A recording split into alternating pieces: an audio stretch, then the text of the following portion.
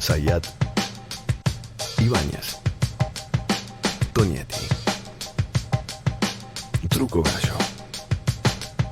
Hola, sean bienvenidos a Truco Gallo, el podcast sobre actualidad política y económica de Argentina. Este es el episodio número 74. Mi nombre es Daniel Tonietti y me acompañan episodio a episodio Alfredo Cuchu Zayat. Alfredo, ¿cómo estamos? Muy bien, buen día, buenas tardes, buenas noches para todos. Se completa el equipo con Pablo Totó Ibáñez. ¿Cómo les va, amigos? ¿Cómo andan? Para comunicarse con nosotros lo pueden hacer a través de la cuenta de Twitter @trucogallo. En este capítulo estaremos hablando de una de las instituciones internacionales que menos prestigio, imagen positiva tiene en la Argentina. Estamos hablando del organismo multilateral Fondo Monetario Internacional. ¿Por qué vamos a hablar del fondo? Porque una vez arreglado el acuerdo con los acreedores externos, lo que estaría localizado geográficamente en Wall Street, en el distrito financiero de la ciudad de Nueva York, ahora hay que arreglar con Washington, hay que arreglar con el Fondo Monetario Internacional. Más precisamente, el desembolso otorgado en tiempo récord, en 2 tramos, durante el gobierno de Mauricio Macri, en lo que algunos interpretaron como casi un aporte de campaña. Fueron 44.000 millones de dólares. Para que ustedes lo puedan poner en dimensión, en relación a otra cosa, estamos hablando en términos nominales del aporte más importante, del rescate más importante de toda la historia del Fondo Monetario asignado a un país. Y en términos, si concebimos al Fondo Monetario, entre comillas, como un banco, en términos de cartera crediticia, de crédito otorgado, de plata que le presta a alguien, háganse de cuenta lo siguiente: de cada $10 que tenía el fondo, 6, o mejor dicho, de cada $10 que tenía prestado el fondo, 6 se los prestó a Argentina. El 60% de los desembolsos del fondo fueron para Argentina. Ese dinero ya se cobró, ese dinero ya se utilizó, ahora hay que pagarlo. Esta es una negociación que viene por delante y en el medio puede ocurrir algo que cambie el curso de los acontecimientos. ¿Qué es lo que puede pasar? Bueno, lo que va a pasar en la primera semana de noviembre, pongo signo de interrogación, la elección en Estados Unidos, que va a ser determinante, como es determinante Estados Unidos, en las políticas que establece el Fondo Monetario Internacional. Hemos alcanzado un acuerdo con un grupo mayoritario de acreedores externos de la República Argentina. Esto equivale a que en los primeros 5 años el Estado va a enfrentar una carga menor de deuda de 42.500 millones de dólares. Nos dimos con Martín una estrategia que Martín ideó, que fue muy exitosa y que hoy con tranquilidad podemos decir que el objetivo que nos fijamos lo hemos logrado. Deuda sostenible es una condición necesaria para cualquier proceso de desarrollo sano. Sano en el sentido de que incluya a toda nuestra gente en los mercados de trabajo y que sea virtuoso, que nos dé más oportunidades. Y en esta deuda no está la del fondo viene después. ¿Y cómo me imagino las negociaciones? Complejas, lógicamente, porque para hacer las cosas bien hay que involucrar a la sociedad como un todo, no hacer las cosas en secreto. El programa anterior, que sancionó el gobierno anterior con el Fondo Monetario Internacional, fue un programa que se discutió en 3 semanas, en el cual la sociedad sabía muy poco de lo que se estaba haciendo, no tuvo legitimidad y no funcionó. Hay que entender qué quiere decir negociar con el Fondo Monetario Internacional. No es negociar con una persona, es negociar con una parte importante de la geopolítica internacional, en donde hay obviamente intereses en juego, pero sí ha ocurrido que la relación con el staff del Fondo Monetario Internacional y con la directora gerente, Cristalina Georgieva, viene siendo muy constructiva. Lo que hizo el gobierno anterior no se tiene que volver a repetir. Nosotros queremos justamente transitar hacia un nunca más de los ciclos de sobreendeudamiento.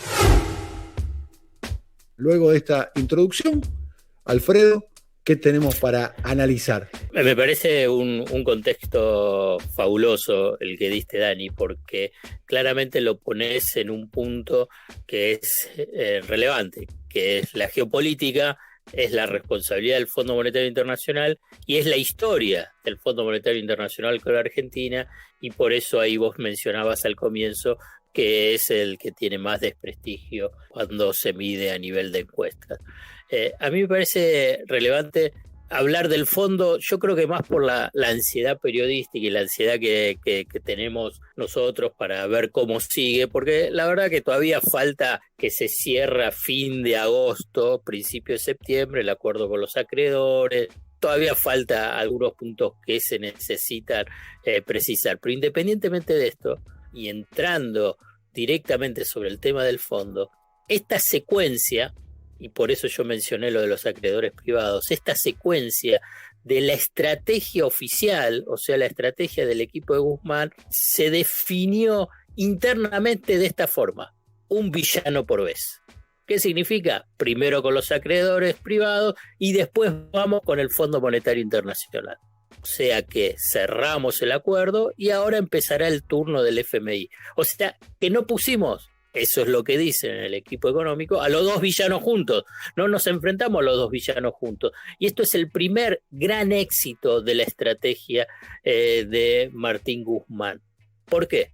Porque evitó el tradicional efecto de pinzas que siempre hizo el Fondo Monetario Internacional con los acreedores. ¿Cómo era ese esquema? Los acreedores le decían al deudor, en problemas, primero cerrá con el Fondo Monetario Internacional, definí un programa, un plan, un programa fiscal, un programa monetario que te brinde cuál va a ser las proyecciones sobre el excedente que vas a tener para pagar deuda, y después vení, ya golpeado, a negociar con los acreedores privados. ¿Qué es lo que consiguió la Argentina? Lo que consiguió la Argentina fue separar a esos villanos. Al separar a los villanos es porque consiguió invertir la secuencia de esa lógica de reestructuración, que era ajuste fiscal y después buscar sostenibilidad de la deuda o el acuerdo de la deuda. Lo que consiguió Guzmán es, primero definimos sostenibilidad de la deuda, o sea, arreglamos con los acreedores, y después vemos el programa fiscal, o sea que vamos al Fondo Monetario Internacional. El elemento sustancial es que para este cambio de secuencia, para separar a los villanos, uno de esos villanos lo aceptó. Y entonces aquí vamos, me parece, a un punto esencial. ¿Por qué lo hizo? Porque el Fondo Monetario Internacional, con Kristalina Georgieva, aceptó esa forma de negociación, esa lógica de la negociación. A mí me parece que acá hay un punto esencial que hace al objetivo del Fondo Monetario Internacional. Bueno, el objetivo del Fondo Monetario Internacional podemos ponerlo en tres instancias. Primero, dar vuelta a la página al fiasco de haber financiado el proyecto económico y político de Mauricio Macri. Después, y no es menor este segundo punto, que es distribuir los costos de esta crisis global. Y distribuir los costos de esta crisis global se hace con los acreedores. El Fondo Monetario Internacional es acreedor, los acreedores privados también lo son.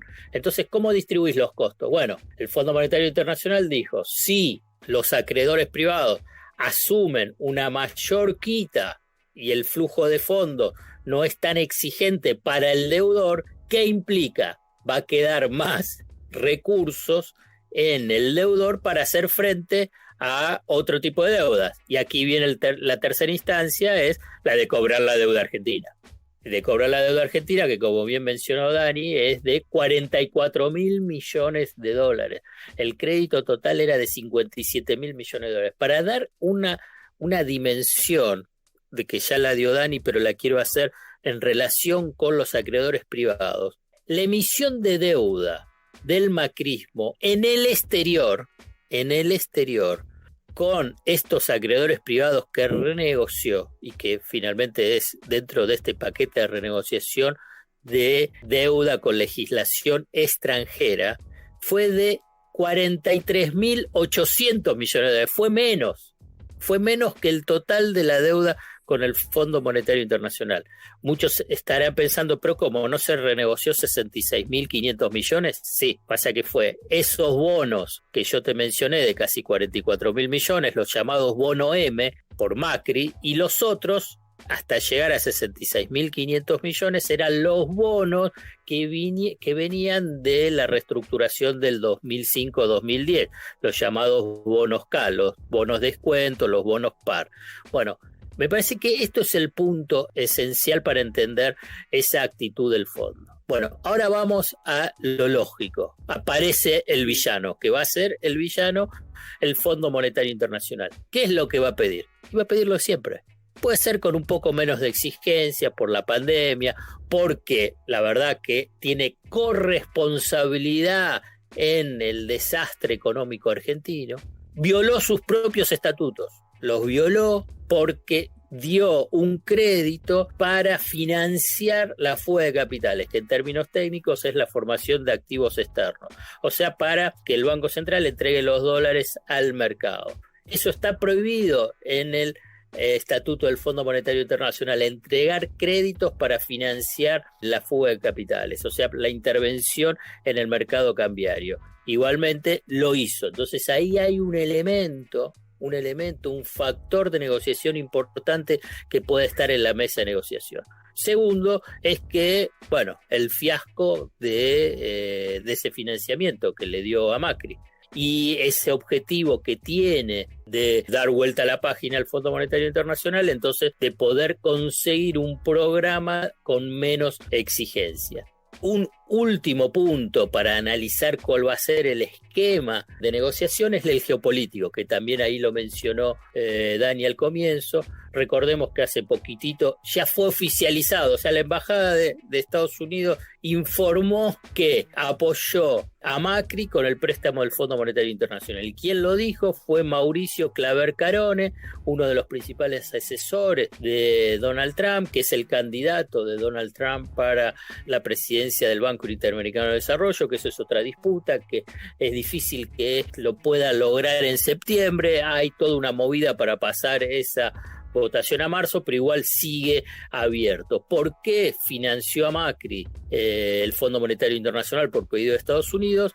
Era para tratar de frenar el avance del populismo, en este caso sería un gobierno peronista, pero ya fracasada esa estrategia, Estados Unidos también tiene un interés geopolítico para no desestabilizar a la Argentina, por eso mantuvo silencio en la negociación con los acreedores privados, cosa que es leído como un apoyo, y con el Fondo Monetario Internacional también puede dar un guiño para ese programa más flexible, porque no quiere que se desestabilice un país que dentro del contexto de su patio trasero está relativamente controlado, a diferencia de lo que pasa con el Bolsonaro de Brasil, el Chine Piñera, Bolivia, en Perú, en Colombia. Entonces también ahí hay un elemento geopolítico que puede jugar a favor. Y para cerrar, digo, ya en agosto del 2020, al comienzo de agosto del 2020,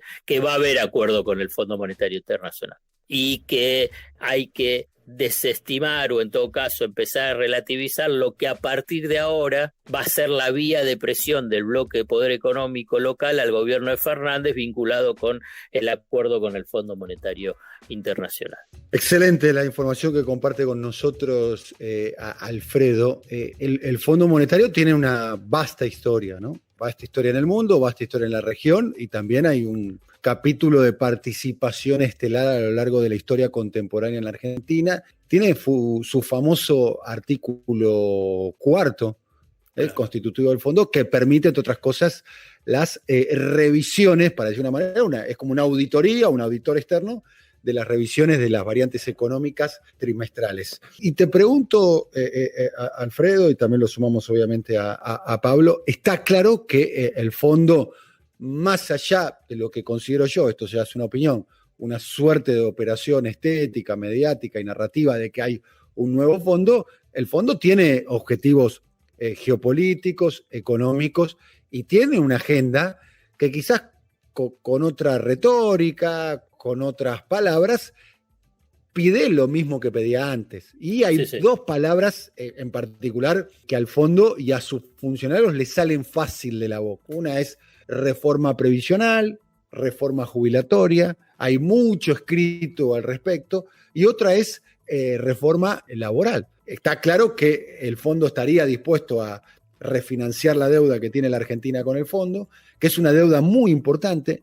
Pongámoslo también en valor, porque los números tienen valor en función de si se comparan con algo. Si lo pones en perspectiva, ¿en comparación a qué? Recordemos que el pago en una sola cuota al Fondo Monetario Internacional, de modo conjunto, en un acto conjunto entre Argentina y Brasil, que se anunció, dicho sea de paso, el mismo día, entre paréntesis, a mí me tocó cubrir en aquel momento en el viaje en el Tango 01 en el 2004, en la visita que le había hecho Néstor Kirchner a Lula para cerrar casualmente eso. El motivo era cerrar esa acción conjunta entre Argentina y Brasil.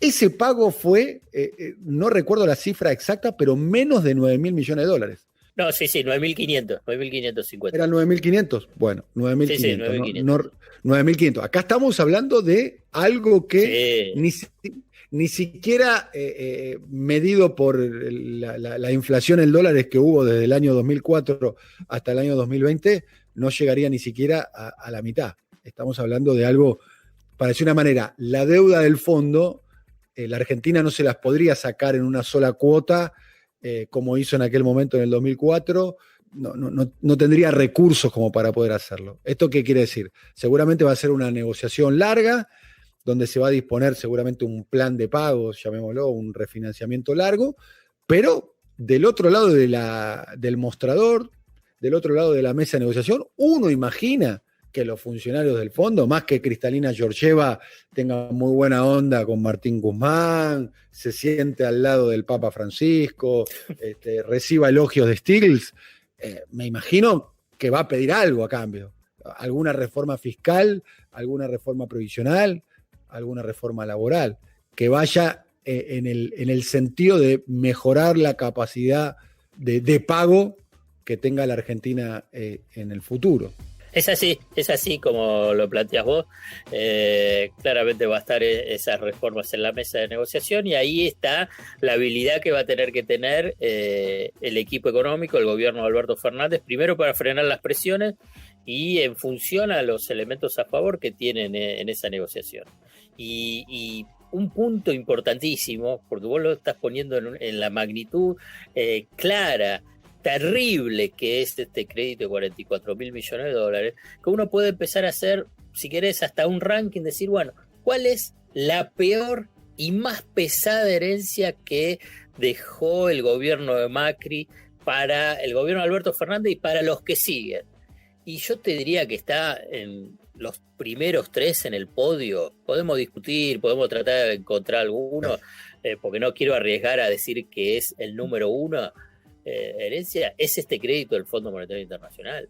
Reincorporó al Fondo Monetario Internacional la economía argentina, pero no por un año. Lo vas a tener por 10 años o más, definiendo condicionalidades, digamos, siendo una herramienta de presión local por parte del bloque de poder económico, tratando de hacer observaciones a la política económica. Digamos, y como bien decís vos, no es que va a tener la posibilidad de decir, bueno, le pago en una sola vez y listo. Hoy no tenés esas reservas para poder pagarla. Entonces, es una carga pesadísima. Recordemos, y está bien como vos rescatás lo que hizo Néstor Kirchner y que también lo hizo Brasil y después también lo hizo Uruguay, de cancelar toda la deuda con el Fondo Monetario Internacional, es que después de eso, ¿qué es lo que pudo hacer? Subir retenciones, hacer la estatización de las FJP, avanzar en políticas de la nueva movilidad jubilatoria.